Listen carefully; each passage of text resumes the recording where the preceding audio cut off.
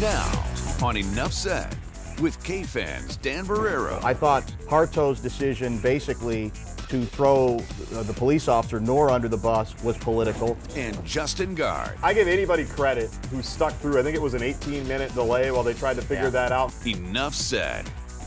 This is, clearly a disappointing moment.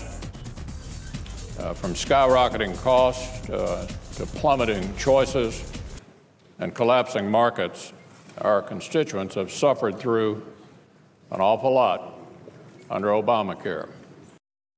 Welcome back to another edition of Enough Said. My name's Dan Barrero. Justin Guard is with me as usual, and Lori Fisher. Huh, she's back. She's back. Wow. Who knew? Unbelievable. Welcome back, Lori. Back. I almost forgot what you look like. Very it's good rested. to see your cheery face. Thank you. I was gone one time, one day.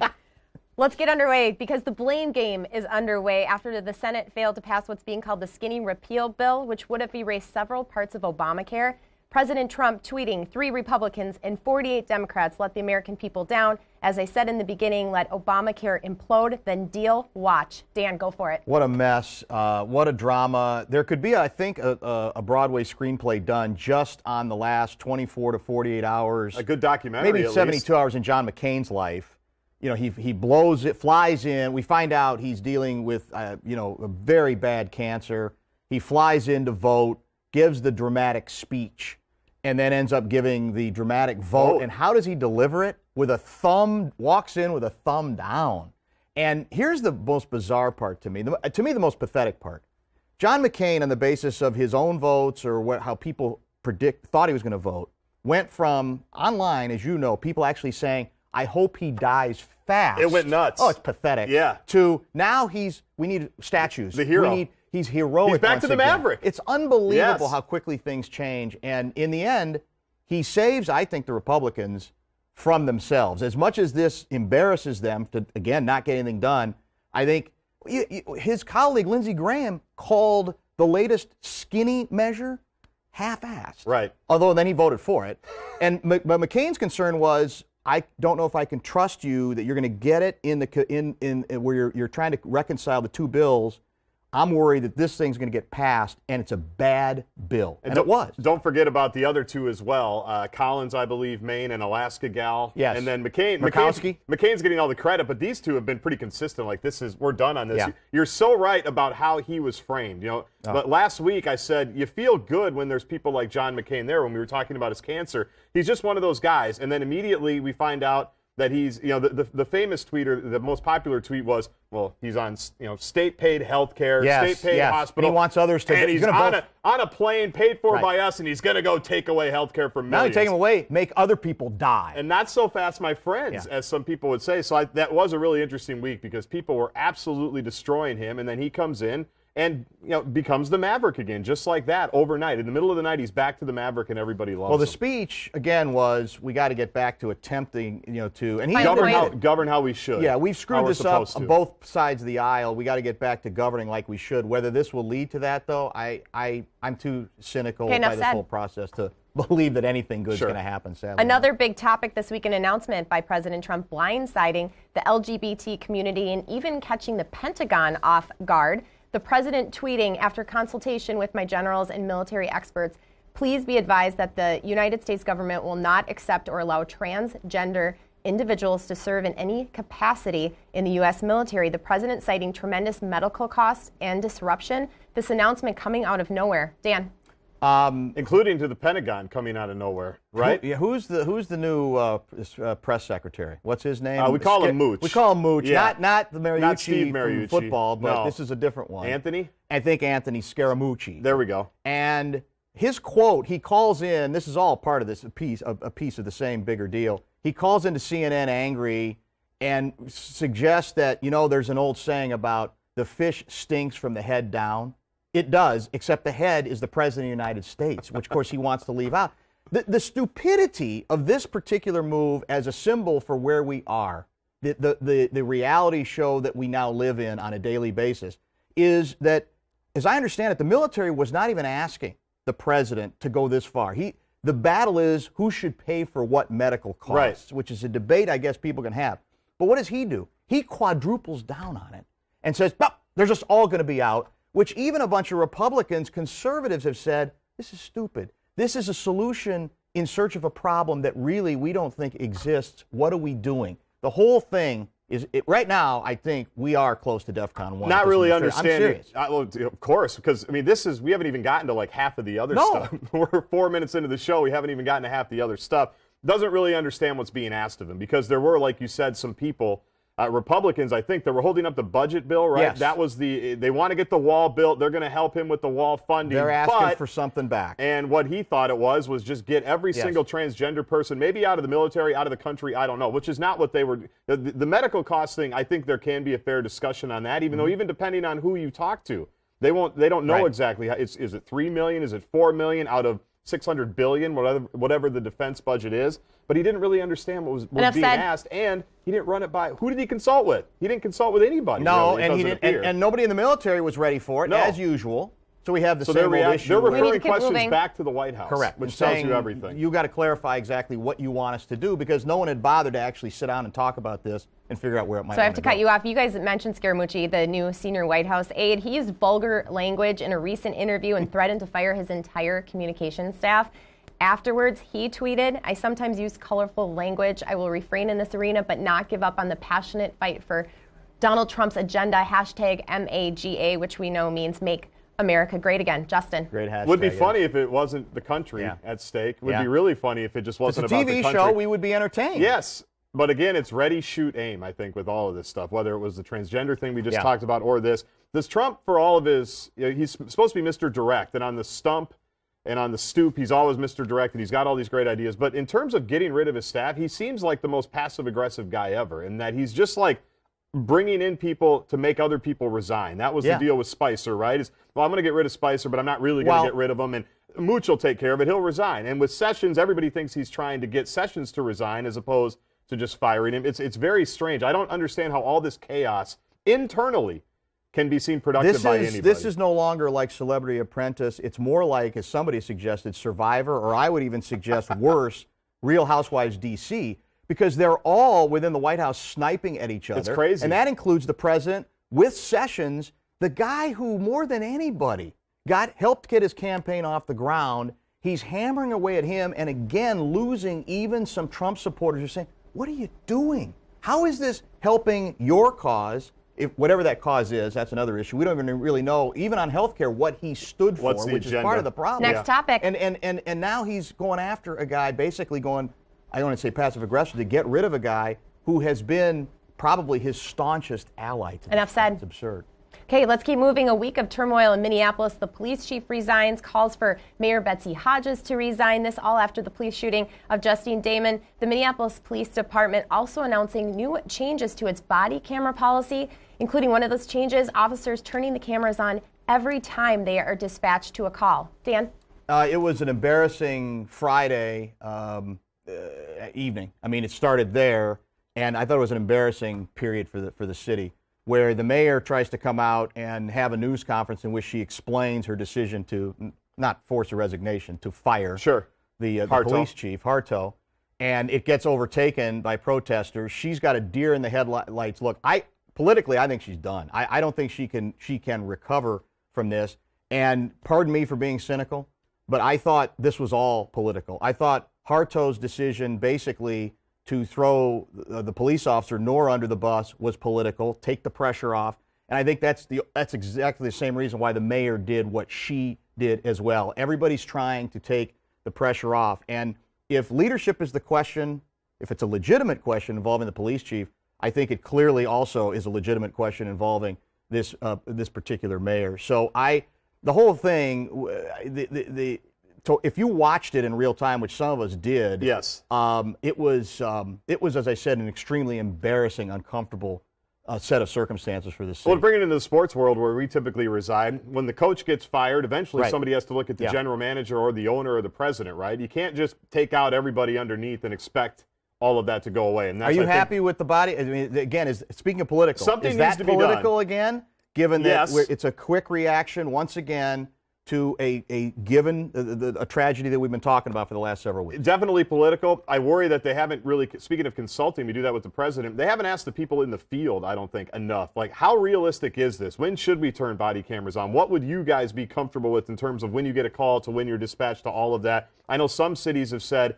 it's a problem that figures itself out. We've used body cams, and they sell itself, I think, is how I think Burnsville police chief said it. They end up selling themselves to our officers because they give them the benefit of the doubt. But there's a lot of people, including the union, that say they didn't ask us about this at all. They're just telling us what to do, and we have no input. That bugs me a little bit because there should be some give and take there. Well, and one thing on, there's been a lot of discussion on Harto, whether she should have come back right away from vacation.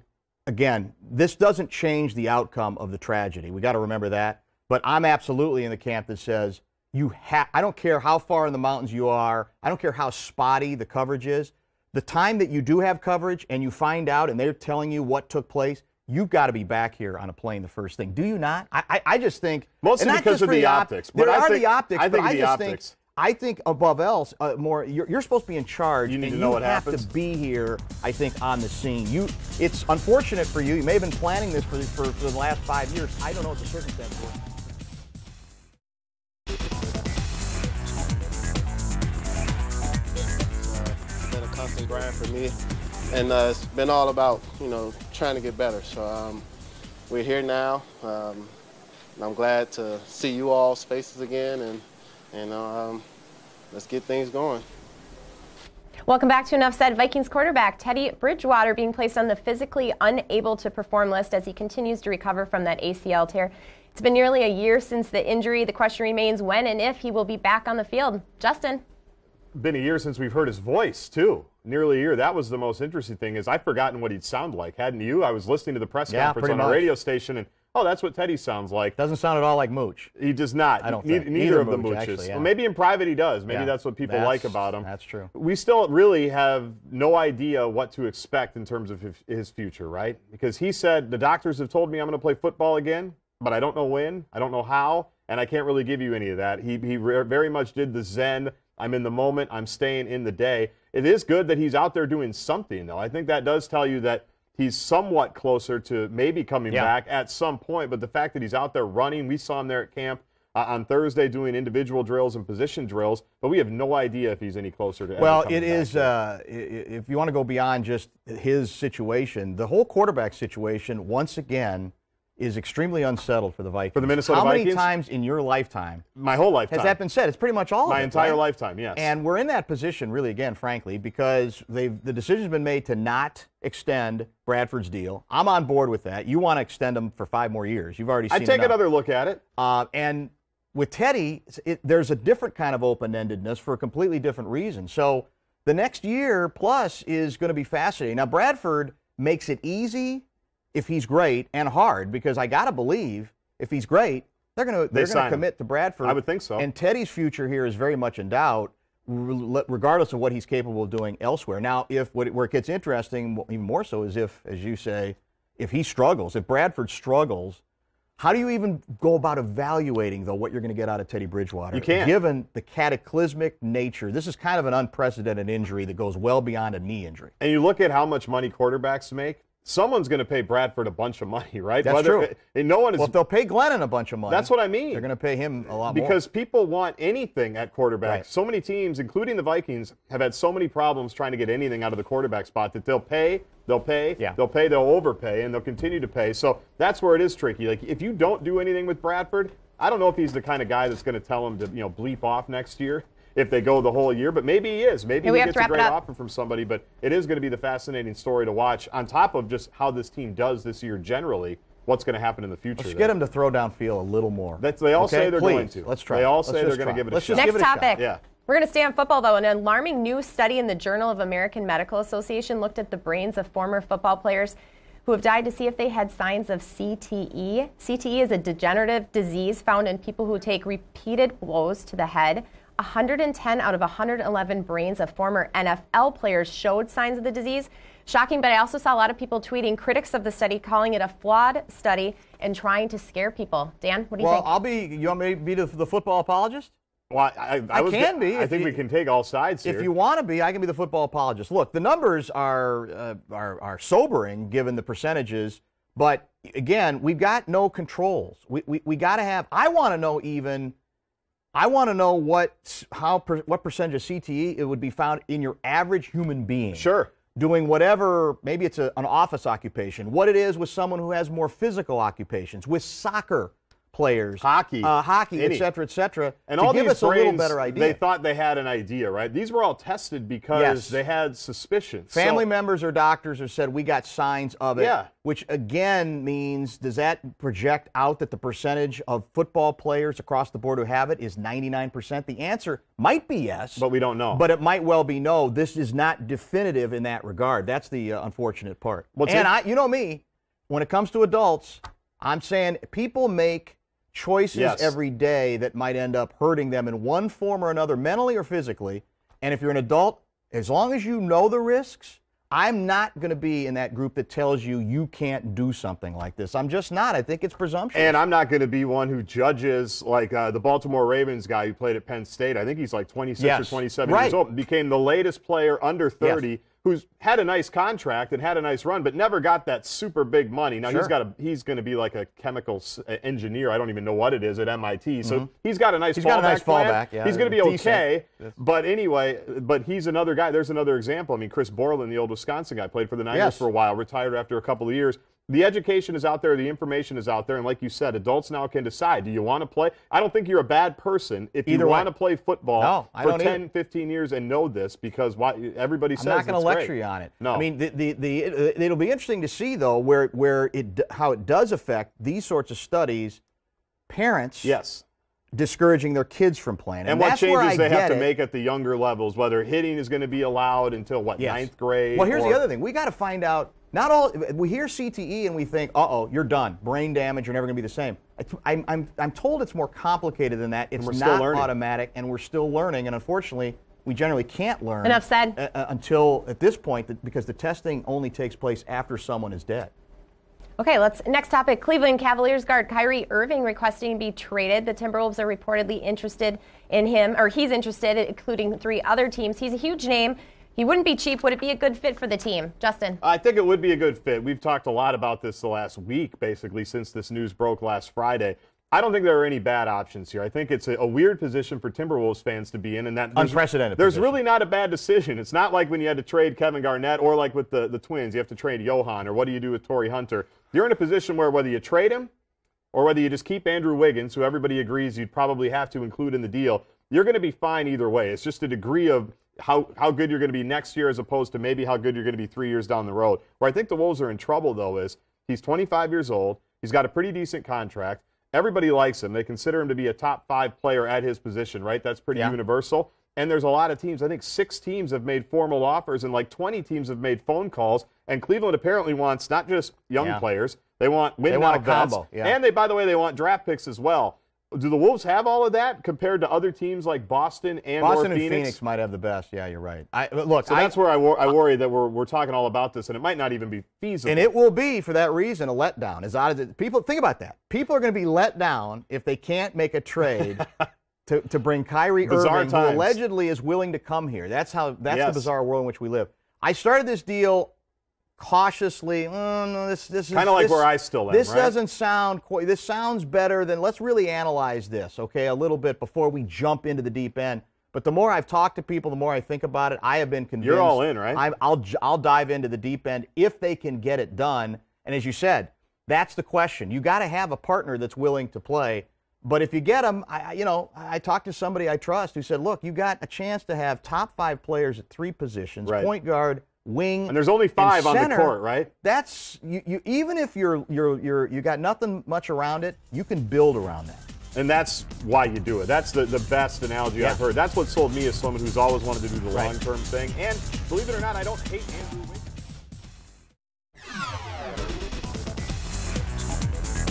It's time for the lightning round. Minnesota United's new stadium is a long way from being done, but it now has a name, Allianz Field. Do you like it, Dan? Oh, it's tremendous. I've never seen a prettier. It's probably the greatest stadium you've ever seen. Well, right? Is it going to actually get built, though? Have they already broken ground on it? I don't think so.